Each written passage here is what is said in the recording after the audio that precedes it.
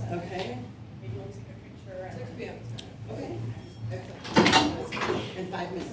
Yeah. Okay. Yeah. So we got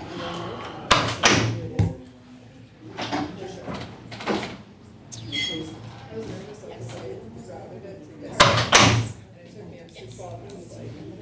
Because I never believed it, because it used to do that. I think Google. Or maybe I'm not thinking about this. Aaron, oh, I'm sorry. Excuse me, Carver Place seniors? Carver Oaks is seniors. Okay. And Carver Place. General. General, okay, but they have a couple apartment buildings for low-income individuals. All of them Oh, they all, Okay. okay, Carver Place is all. Yep. are. Awesome. All ages. So did you barely have time to go home in between, and like Yeah. eat, We change? saw Carver it. Place and Carver Oaks are both Carver Oaks Went home. specifically 10 years. Yes. So no age. Got it. Carver Carver Oaks. In the doctor's office. I do the same. Yeah, thing. however. Oaks. Oaks. Old Oaks. Oaks. Old Oaks, okay. Old Oaks. Okay. Okay. For the awesome. Okay, so I'm first just gonna introduce and say, Yes. I'm getting good at this winging thing. Great. Are there instructions? No, I think what we have to do is kind of like peel off the top, and then you wear it like a ring, and then you throw it. And that says that they're very easy to clean. Oh, that's all right. Right. I like how that's your turn front, because Brent's on the cleanup crew. And I will clean it up. And I know Lion Dean is downstairs. He was- behind you. He's He's behind you. I was just gonna say, I know you wanted to come up and excited. Do you think this is the best angle for videoing, or what? How does this work? You I'll take take it? Yeah, so you take it from over there, you can get the whole. I'm gonna go the other Let me see. I'm gonna do that. Can I see the? Because I'll, no. Sure, Mr. Follow Should instructions. be here and participate. Oh, wait, I have it on the wrong There's side. instructions I wanna see, No? Because I don't wanna be the I gotta person. get back downstairs for the cleanup. Okay. So the picture has it like this. Do you have another one? Or do I you- feel Two, like, three. yeah, I feel like for this, I should sit to Crystal. Yeah. and Do You have to that, peel this slide your off. name over. Yeah, to stain that I think seam. you have to go So over that that we're more concentrated. Yes. Do you ever peel it? Do we know? Should we? Yeah, you can peel it. Yeah, just peel it. Oh, yeah. And then you kind of wear it like a ring and throw it, but you don't throw the ball. You Run your finger through the wire ring on the confetti strings. You can rotate the ring slightly to hold it in place. These carefully peel off. Yes, I did. Did you? No. But you can't do this with your Pledge of Allegiance. You just made a hole here. Yeah. You gotta peel it all back. I just don't want it to. Oh, you already peeled it back.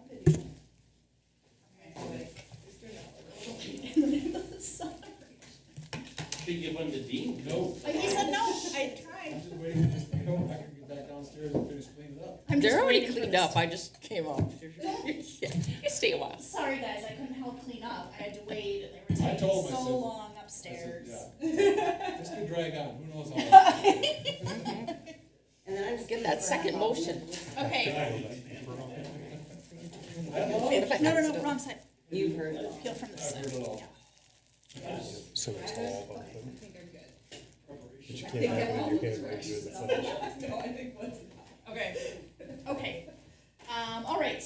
Let's see. It is a little late. It's 7:01. And I am going to call the meeting to order. Please join me for the Pledge of Allegiance. I pledge allegiance to the flag of the United States of America and to the republic for which it stands, one nation, under God, indivisible, with liberty and justice for all. All right. Can I get a motion to approve the agenda? I'll make a motion to approve the agenda. I'll second. Motion by Councilmember Pershman, second by Councilmember Sayre. Any further discussion? All those in favor say aye. Aye. Opposed, same sign. Motion passes. All right, nobody is here for community comment, it doesn't look like. Okay, up first we have, for presentations and reports, the Night to Unite Food Drive Challenge with Patti from Bountiful Basket. Patti, how do I say your last name? Sinykin. Sinykin. Okay, All right. welcome. Well, thank you, and thank you for having me. I should put this behind my back. Thank you for having me. I have not been to a City of Carver City Council meeting, so this is my first, and it is my honor, and very excited to be here because, as you know, there was a food drive, a friendly food drive competition between the 4 Eastern Carver County cities. And I am here to proudly announce the winner of the City of Carver for bringing in the most pounds and dollars to the competition.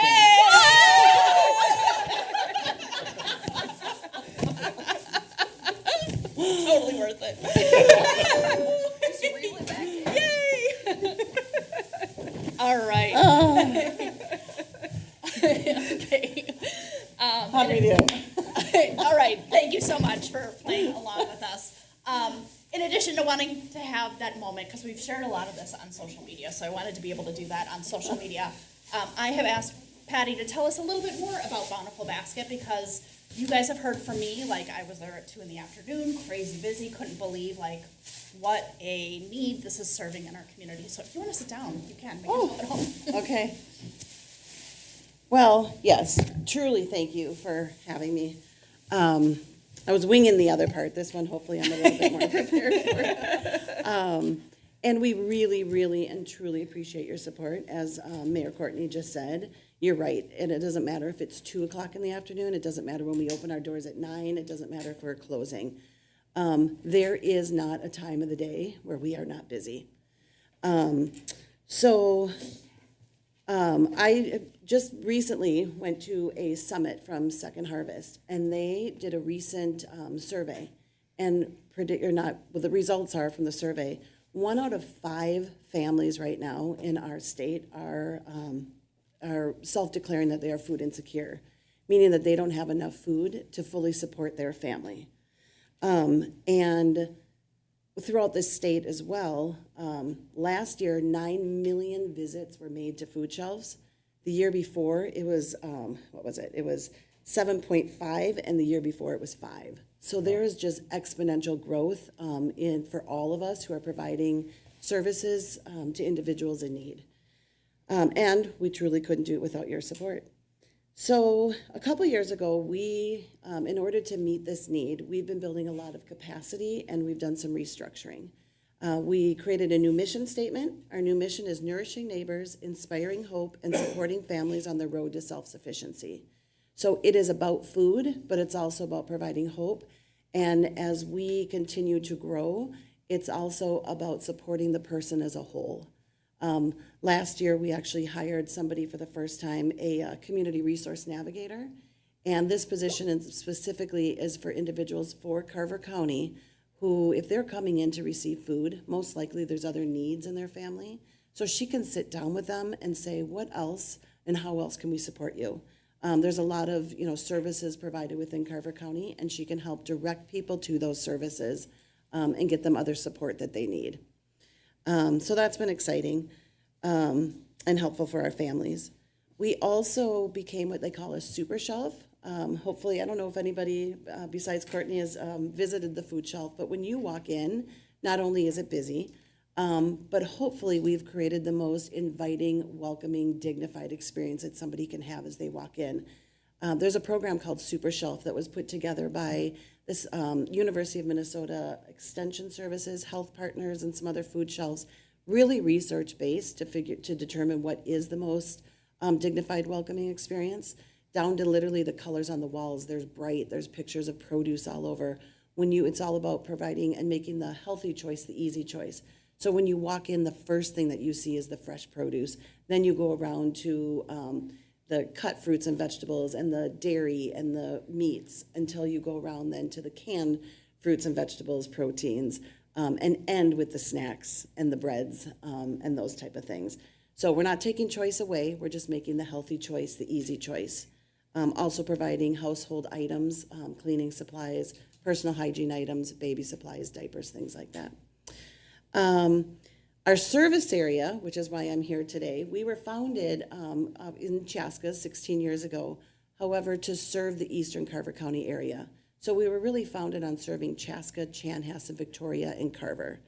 The food relief network has changed over the years. Most food shelves now do have open door policies. So while our focus is on Eastern Carver County, and actually 2 years ago we did open up in Cologne as well, we were invited into that community. So we serve Eastern Carver County as well as further out west. We do have an open door policy because we figure there are some people who might work in our community and may not be able to get back to their food shelf and need the food, and this is more convenient for them. Or for whatever reason it is. We actually had a gentleman come one time, he was from Bloomington, and he's a school teacher, and he was having a hard time making ends meet. And he actually said to the receptionist, who's a volunteer, and asked, first he asked, are you guys always this busy?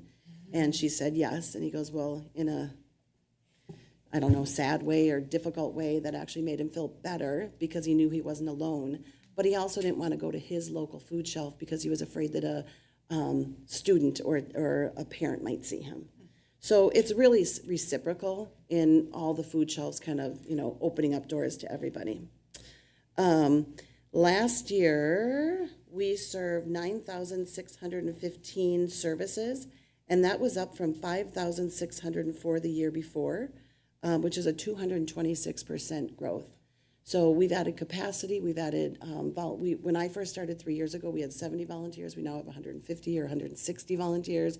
We've got the 2 locations, plus we've opened up a pantry at the West Creek Apartments in Chaska, which is specifically for homeless youth. So we say a lot of what happens inside our doors, but a lot happens outside of our doors as well. So we do mobile deliveries to anybody, again, that's for our Eastern Carver County individuals and families who have transportation barriers, seniors, maybe you're recovering from an illness, you can't get out. 2 things that have come up that was specifically for the Carver City of Carver. We were recently reached out by the CDA. I know that there is the Carver Place opening up and Carver Oaks. We are currently providing food to 4 apartment buildings in Chaska right now. And they reached out asking if they could have our support and deliver food to these 2 locations also. So when they open, seniors that are having a tough time, or I think both of them are for low-income individuals, we can do direct mobile deliveries to these apartment buildings also.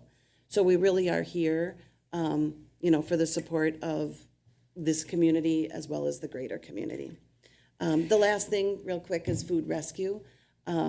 A lot of the food that we provide, 30% of the food that we provide is food rescue. This is, we go around to local grocery stores, and food that is close to expiration gets onto the plates of, into the shopping carts of our families. So I think it was just about 400,000 pounds of food that we rescued last year. And we provided just over 100,000, or 1 million, over 1 million pounds of food. I think it was 1.2 million pounds of food last year, which is equivalent to just over 1 million meals. So, Thank you Yes. so much. Before Night to Night, weeks before Night to Night, Patti sent me an email saying, hey, what do you think about this? Does this sound like something you'd want to do? And I was like, sure. There's no way that we'll win because we are like a 1/7 of the size of Chaska and Chanhassen, and even Victoria is closer to double our size. And I want to be really clear and appreciative that while the streamers and stuff are fun, there is one reason why we won this competition, and it is because of the Carver Lions. The Carver Lions made a very, very generous donation to boost us over the top. And so Patti and I were emailing on Wednesday after Night to Night, and I was like, hey, are you open? Are you there? Is it okay if we drop it off? Because we got a big truck coming your way. She's like, yeah. And then I was loading the truck, and I didn't check my email. So I got there, and Patty's like, did you check your email? And I was like, no, I'm sweaty, and I was just loading the truck. She's like, you guys won. And I was like, no, we didn't. And she's like, yeah, the Lions were here yesterday. They dropped off the check. They were really clear and that it needs to go to this initiative, and it kind of doesn't matter what the other cities bring because this check was so sizable. You guys won. So a huge thank you to the Carver Lions. Thank you, thank you, thank you. Let's take a picture. All right. Do you want me to put the streamers in your hair? No, not really. Yes, the streamer should be in the picture. Yeah. Easy, Yeah. clean. Yeah, Or do you want me to tell you that you have one in your hair? no, you don't. I stand way in the back. I've been in a picture side by side with you before. Yeah, but we were behind the check. That's true too. I'm usually behind the check. Nobody knew about this.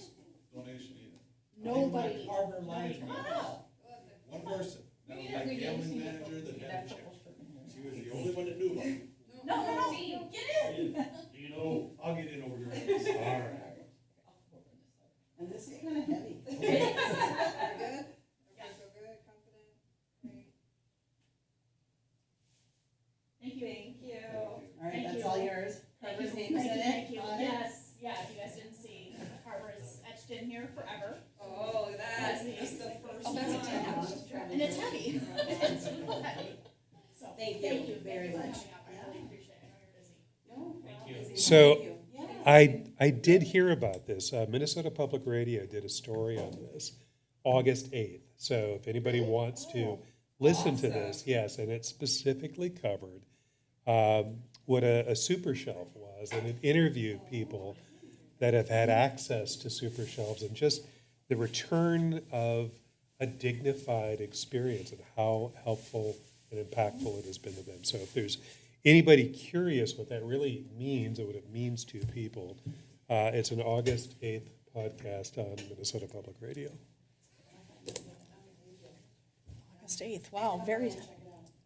Great. Thank you. Thank you. Thank you. See y'all, thank you. Gotta get back next Thank you. All right, moving on through the agenda this evening. We have no public hearings, but we do have a consent agenda. Can I get a motion for that, please? I'll make a motion to approve the consent agenda. Motion by Councilmember Pershman, Second? second by Councilmember Pasco. Any further discussion? All those in favor say aye. Aye. Opposed, same sign. Motion passes. All right, we need to jump back into a topic that we ran out of time for during our work session. So again, this is a work session topic.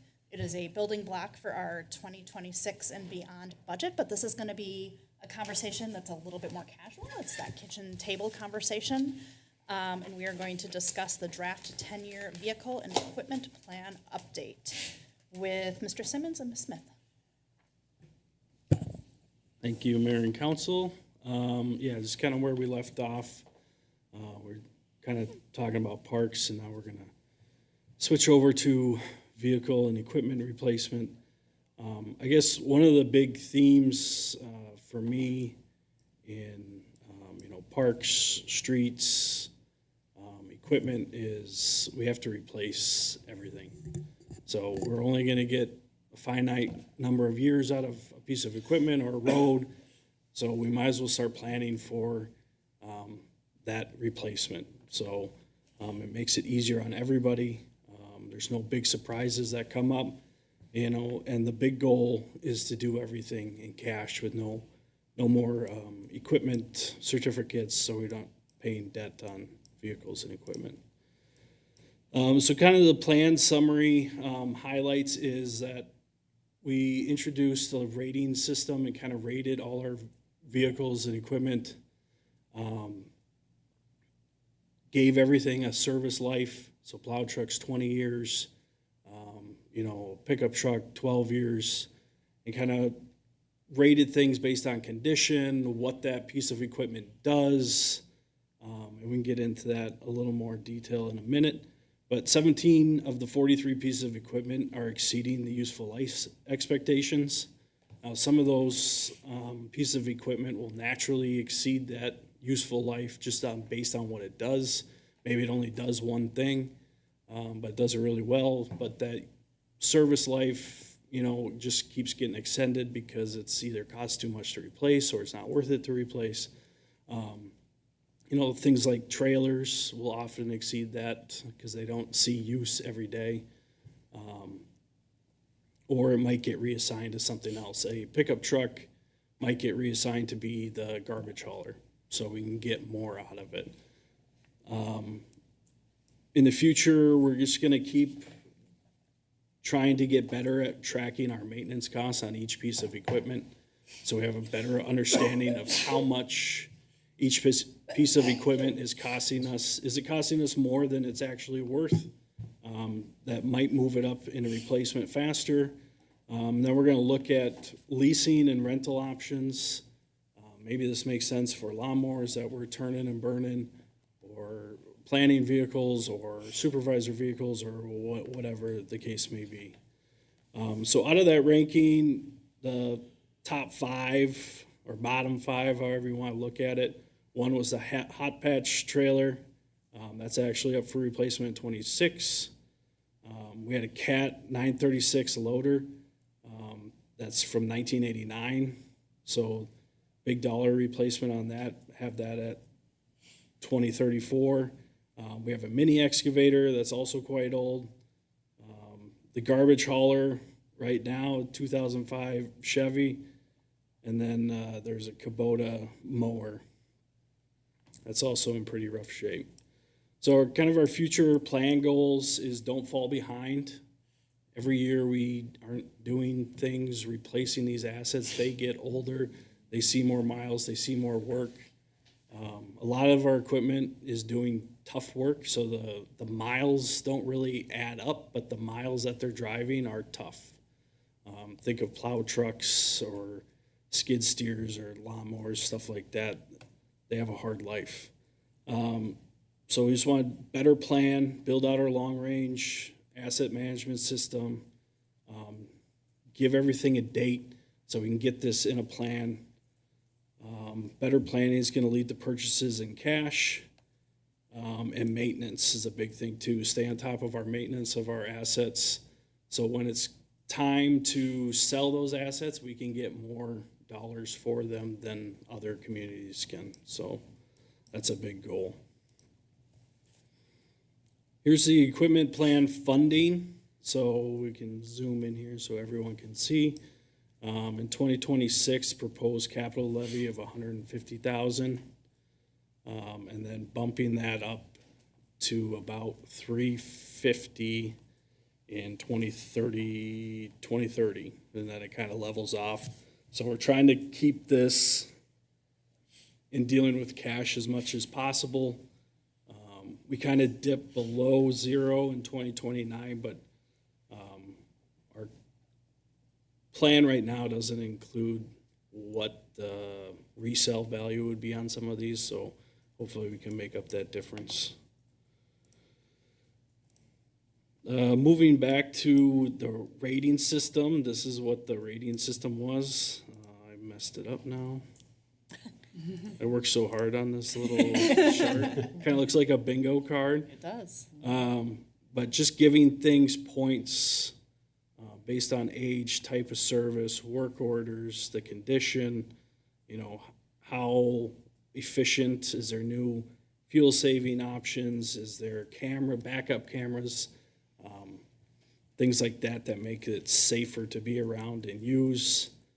Redundancy, how many of those pieces of equipment do we have? Are they easy to replace, or are they really hard to replace? Some of the things that we order can take 2 years to get.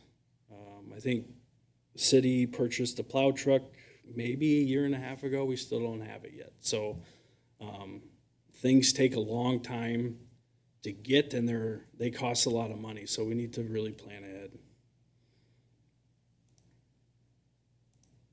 So here is kind of where everything fell in. The hot patch trailer was right at the top. That Cat 936 1989 loader, second, the excavator. And then a lot of the dump trucks and plow trucks are going to rate higher just because of the job that they do is so important in life and safety type of thing. So those will always kind of float to the top. And we don't really want to be making 100% of our decisions off of this ranking system, but it gives us a good idea of where things are. The truck that I drive around is way at the bottom because,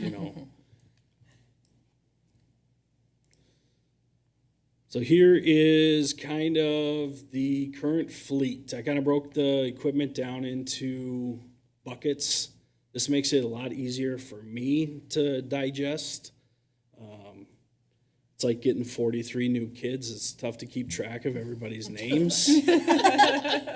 So, and I haven't bought any of them yet, so I don't have a personal attachment with anything. So this really helps me graphically fit things into buckets and say, okay, this is kind of what they are. So I kind of have the work trucks in the orange. If it's doing, I would say parks related activities, mowers, tractors, the tool cats, go-karts, things like that, that's in the green. Specialty items like a loader, mini X, vac trailer, those are in the blue. And then we got our plow trucks in the red. plow and jetter truck, sign truck, planning and inspections with their 2 vehicles, and then trailers off to the side. So that kind of gives us an idea of what we have. This was the current plan.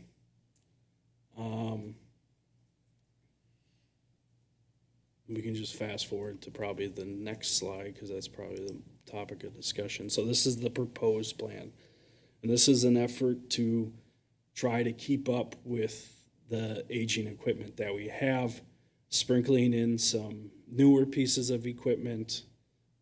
As we add staff, we're gonna need more body movers to get around town. So adding a few pickups here and there.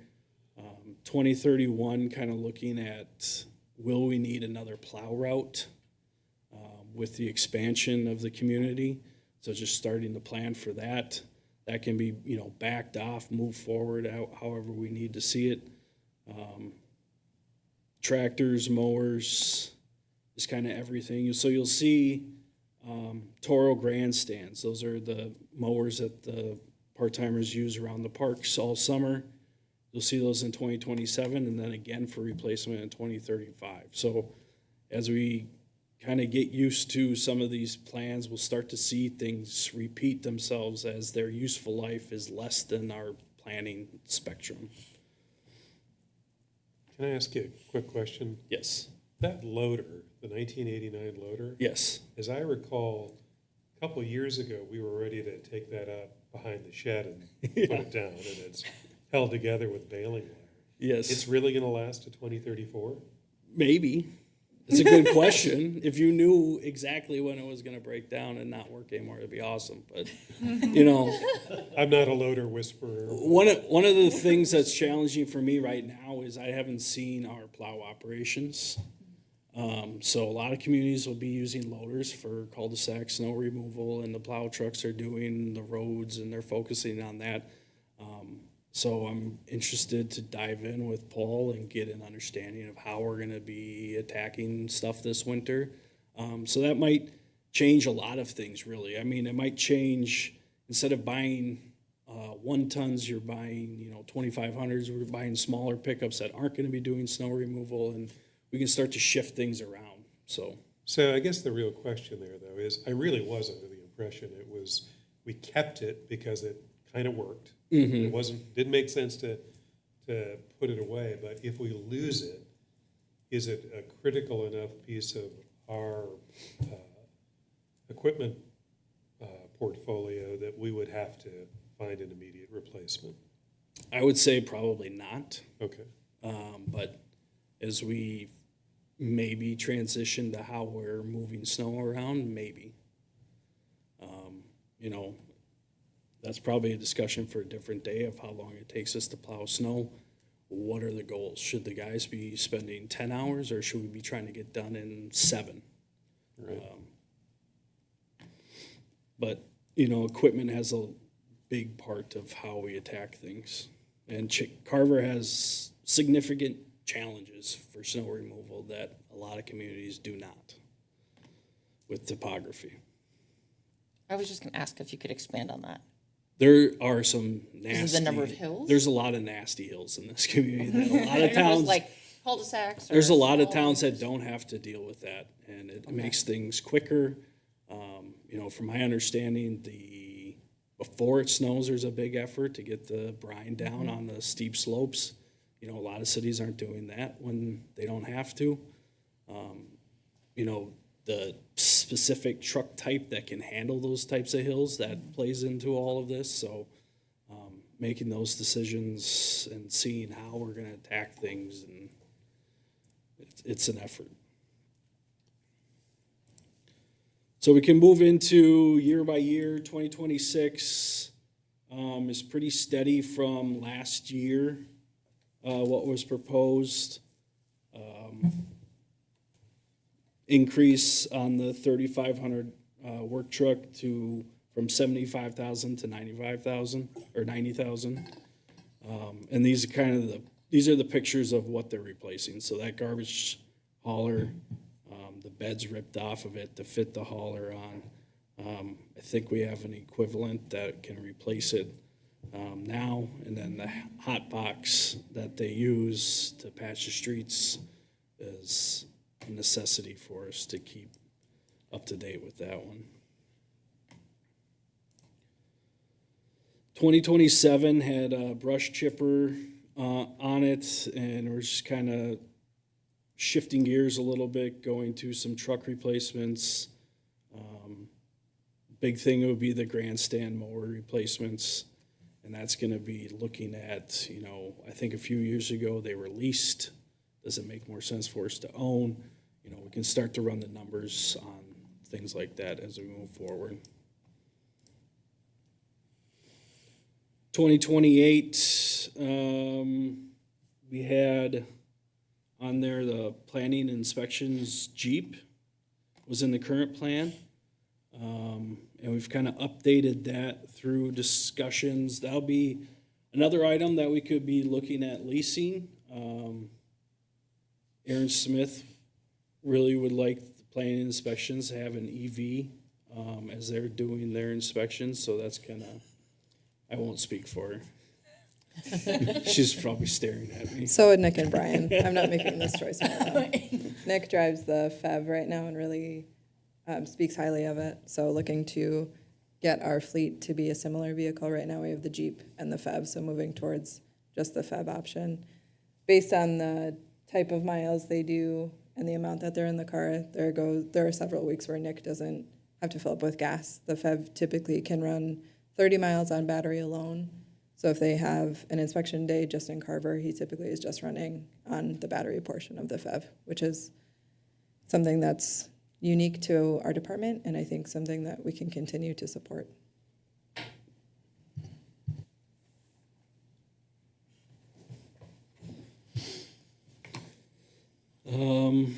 What else do we have on there? One of the things I'm excited for is the mini excavator replacement that right now is a 2000 piece of equipment, and it's difficult to run. It's difficult to operate. There's about one person on staff that knows how to operate the controls.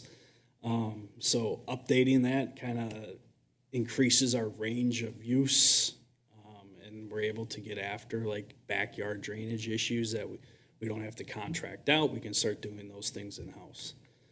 Skid steer replacement, what we're buying those things off of the state contracts is a big difference from what the resale value is. So a lot of people like to buy city-owned equipment, and the Bobcats really hold their value. So turning and burning those a little bit quicker, you can really start to reduce that cost of ownership on a year-to-year basis.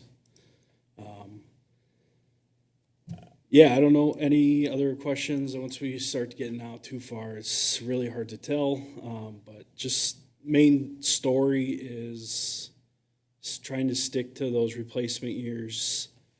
And when we get there, looking at, okay, does this piece of equipment actually need to be replaced, or can we get more out of it? Sometimes you're on the borderline of, this truck's gonna need new brakes, it's gonna need this, that, and the other thing. So if we can rotate those things out before those major replacement things happen, we're looking for a win there. So I'd be happy to answer any questions, or we can talk about a specific year that anybody has or anything like that. Andrew, this looks great. I don't think I've seen anything like this in my years on council, and to be able to see like your 42 new children and like their age and their condition, and maybe it sounds weird when we talk about children like that, but like Chicks. just to see this all like laid out is so helpful, and also like knowing the flexibility that you have of like, we'll take a look in 2029 and figure out if we need a new ground master 10. Just like this Yep. clearly took a lot of work. Well done. Thank you. Any other questions, comments? No, I agree. Thank you. All right. Lori, nothing? Nothing. Okay. All right. Thank you. Okay, moving on back to our regular scheduled meeting. Moving on to communications. Nothing from you? Eric? I'm gonna let you cover the Lower Minnesota River Watershed District Cruise. Okay. Sorry. Oh, I don't have anything. Kayla. Nothing. Okay, let's see. I am not quite ready here. Let me find my notes. All right. Let's see. I'll go in chronological order as I always do. August 5th was Night to Unite. I caught a ride with the fire department. We had 11 parties in the city of Carver. Generally, we have like 8, so a little bit more this year, which was really cool to see. And the crew that I was with, we stopped at 6 of the 11 of those parties. Everybody's always very generous and lets us have some of their food and feeds us very well, treats us even better. So it was a really fun night.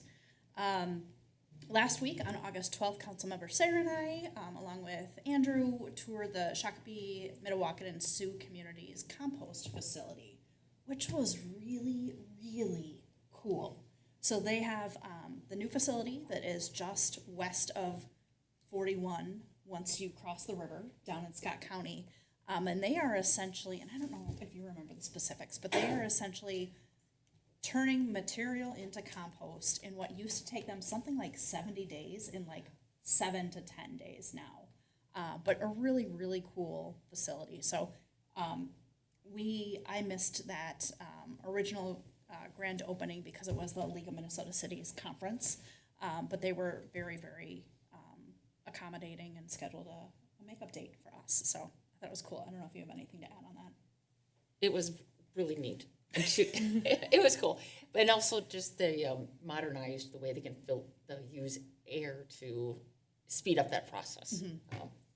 So it just seems really efficient. Yeah, learned a little bit about Andrew and his high school job, the compost facility. So it was a fun evening. Also on August 12th, I was the staff liaison for the HPC meeting as Christy was under the weather. The big item that they were looking at is there is going to be a garage addition that was approved to 112 4th Street East, which is just right here next to Charlie Mack. And I think it's going to be a really cool addition. It looks really, really nice. So I think it's only a single car garage. Do you remember that? It's a garage, and it's going to look awesome. So that was approved unanimously. Last week, what Councilmember Pershman mentioned is we attended the Lower Minnesota River Watershed District River Tour, and what they do is they take a bunch of elected officials, appointed officials, and kind of friends of the Watershed District, and we hop on a boat in Savage and ride it all the way down to St. Paul. And it's really cool to get a perspective of the Minnesota River from that component. The format was a little bit different this year, where it was less narrated, and the idea was kind of to do more small group activity. And I think we each made a couple of connections while we were there, but a very neat and impactful trip. What was the new term you learned? You learned turbidity. Turbidity. I was familiar with the term. Can you I use it learned. in a sentence? Sure. One of the most poignant, although it was a little bit of a lackluster point, but one of the most poignant portions of the tour is when the Minnesota River connects with the Mississippi River. And there is a marked difference in the turbidity of the Minnesota River and the Mississippi River. You still want to know what the word means? Nope. Okay. So it was kind of raining that afternoon. I was like, Eric, you got to come out and you got to see this. And he was like, oh, this is awesome. This is really neat. Let's see. And then last Friday on August 15th, we had a Business Alliance meeting. We had 7 people in attendance that were representing 6 different businesses. So attendance for those continues to be really strong. That's all I have. Unless anybody else has anything, I would entertain a motion to adjourn. I'll make a motion to adjourn. I'll second. Motion by Councilmember Pershman, second by Councilmember Sayre. Any further discussion, which we don't need to do? All those in favor say aye. Aye. Opposed, same sign. Motion passes. Good evening.